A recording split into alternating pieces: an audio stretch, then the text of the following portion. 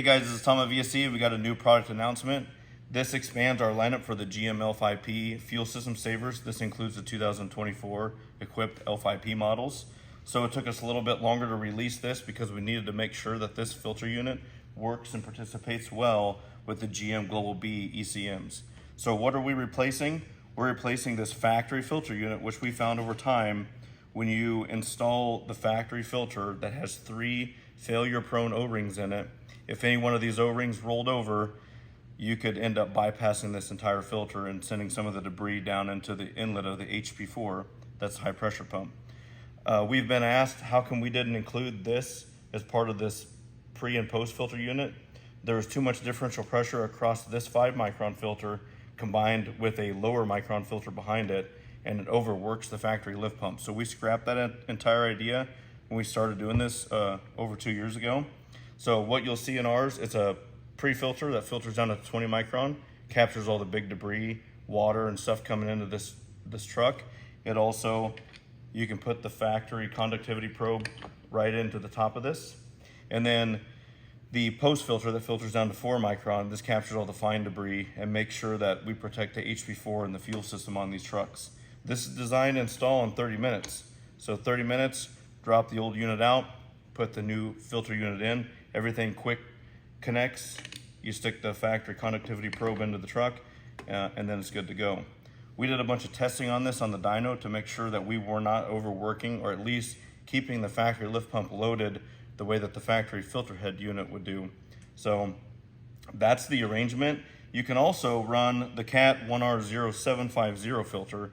All of these filters you can get on Amazon. You can also get the Baldwins from us. This is what the filter unit's going to come equipped with, and most of your local auto parts store stocks these. So these are really readily available units.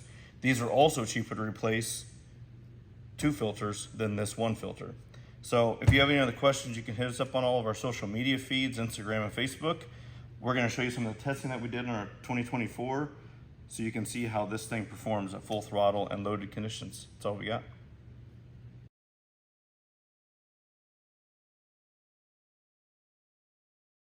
All right guys, here's a quick test, 2024 L5P. This is with the factory fuel system filter unit on. We're gonna show that the factory and our unit, even though we use 2 filters on our unit, they're gonna be very close in what it takes to actually drive fuel through the filter unit. So you can see that we're at 1800 RPM. That's on the lift pump. These are all lift pump measurements here. The lift pump current's about 12 amps, and we're asking for 59 pounds, give or take 60 pounds of low side fuel pressure. That's at an idle. I'm going to hold this truck wide open on our load bearing dyno so we can get a measurement of what this thing ends up at peak power on the dyno once we hold it, and then we'll compare it with our filter unit. So 7th gear, we're going to load it to about 400 to 410 horsepower, which is about what these things make. So once I get up there, and you'll see how lift pump speed and pressure start climbing. All right, it's full throttle right now. So you can see we get to about 4,200 RPM on the lift pump, 60 pounds of pressure. We're at about 430 or so wheel horsepower at the moment, wide open.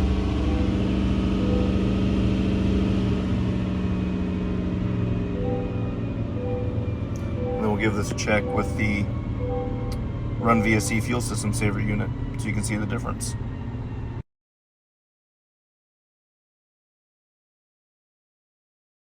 All right guys, we're back in the truck. We got the RUNVSE fuel system saver mounted in place. And here it is. It's got our dual Baldwin filter set up on our fuel filter head.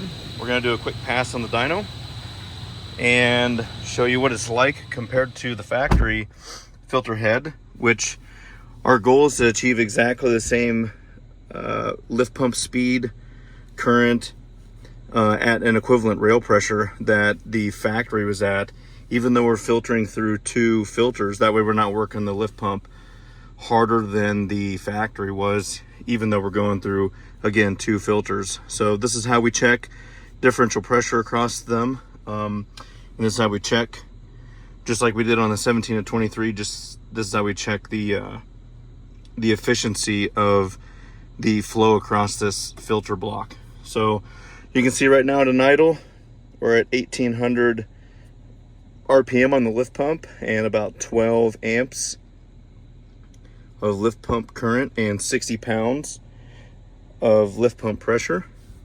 And our fuel temperature is about the same. We're sitting at like 95 degrees fuel temp.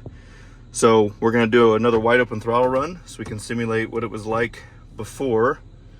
And we'll hold this truck up here at max throttle on the dyno. So I'll bring it up.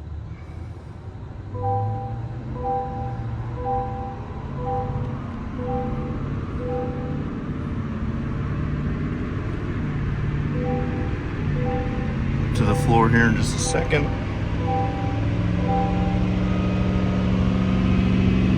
All right, it's floored and we're at about 430 horsepower. You can see we're still at 4100 RPM on the pump, about 11 to 12 amps and 60 pounds of rail pressure on the low system side. So the system's doing exactly what it should do. We're not overworking the pump, and this will prep these trucks for the future when we can drive through tuning these engines quite a little bit harder. So hopefully this helps.